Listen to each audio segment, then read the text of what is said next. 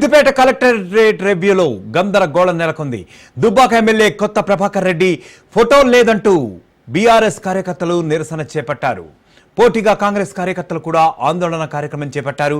CM down down అంటూ BRS కార్యకర్తల నినాదాలు చేయగా బీఆర్ఎస్ కు వ్యతిరేకంగా కాంగ్రెస్ కార్యకర్తలు నినాదాలు చేశారు. దీంతో అక్కడ పరిస్థితి ఉద్రిక్తంగా మారింది.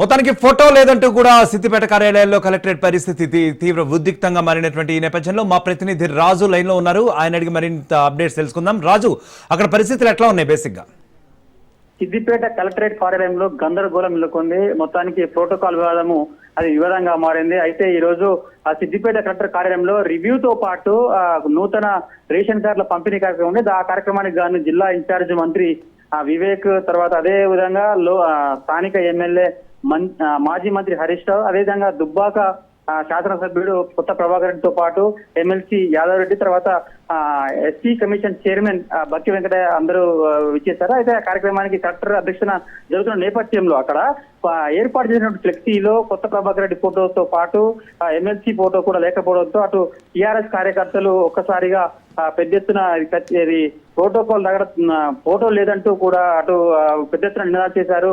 సీఎం డౌన్ డౌన్ అంటూ నినాదాలు చేశారు.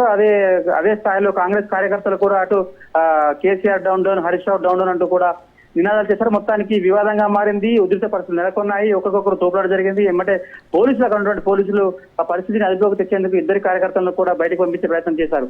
అయితే మొత్తానికి గత కొంతకాలంగా అటు టీఆర్ఎస్ తర్వాత కాంగ్రెస్ మధ్య ప్రోటోకాల్ రగడ కొనసాగుతూనే ఉన్నది. ప్రతి కాన్స్టిట్యున్సీలో అటు ఏదైతే ఓడిపోయినటువంటి నాయకులతోని అటు సీఎంఆర్ఎఫ్ చెక్కులు కానీ తర్వాత వివిధ రకాల ప్రభుత్వ బెనిఫిషరీ కార్యక్రమాలన్నీ కూడా చేస్తుండటంతో టీఆర్ఎస్ కార్యకర్తలు టీఆర్ఎస్ నాయకులు ఎక్కడికక్కడ అడ్డుకున్నటువంటి పరిస్థితి కనిపిస్తుంది. అది తీరు మారకపోవడంతో ఈ రోజు కూడా అటువంటి కార్యక్రమంలో భాగంగా ప్రోటోకాల్ ఖచ్చితంగా కలెక్టరేట్ కార్యాలయంలో ఏర్పాటు చేసిన రివ్యూ కార్యక్రమంలో ఉన్నటువంటి ఫ్లెక్సీలో ఖచ్చితంగా ఫోటో ఉండాల్సింది పోయి అటు ప్రభుత్వ అధికారుల తప్పిదం కారణంగా ఆ ఫోటో లేకపోవడంతో అటు వివాదానికి దారి తీసింది. కాబట్టి ఈ రోజు టీఆర్ఎస్ కార్యకర్తలు కూడా పెద్ద ఎత్తున చేరుకుని ఖచ్చితంగా ఇది ముమ్మాటికి